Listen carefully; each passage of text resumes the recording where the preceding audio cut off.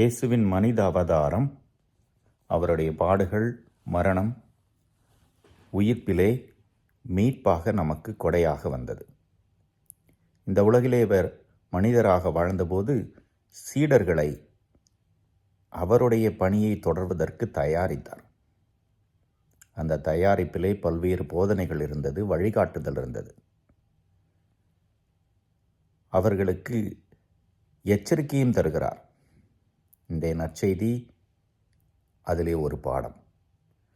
நீங்கள் துன்புறுத்தப்படுவீர்கள், கொலை செய்யப்படுவீர்கள்.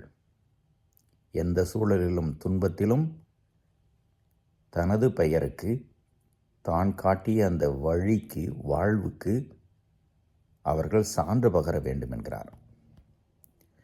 இயேசுவின் வழியில் நடக்கிற எல்லாருக்கும் ஏதாவது ஒரு சூழலிலே இப்படிப்பட்ட ஒரு வாய்ப்பு வரும். நம்மை புரிந்து கொள்ள மறுத்து விடுவார்கள், தவறாக புரிந்து கொள்வார்கள், நம்மை பற்றி தவறாக பேசுவார்கள். நம்முடைய நேர்மை, உண்மைக்கு எதிராக குடும்பத்திலே உள்ளவர்களோ, பங்கிலே உள்ளவர்களோ, நாம் பணி செய்கின்ற அந்த மக்களோ கூட பேசலாம். அதெல்லாம் ஒரு விதத்திலே இயேசுவின் சீடருக்குரிய துன்பம்தான், துன்ப வழிதான். அது வரும் என்கிறார் இயேசு. எல்லாருடைய வாழ்வும் இது ஒரு அனுபவம்தான்.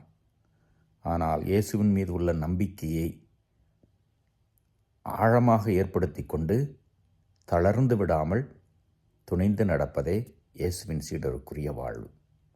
நாம் எப்படி யோசித்து பார்ப்போம். இறைவன் என்றும் வாழ்த்து பெறுவாராக.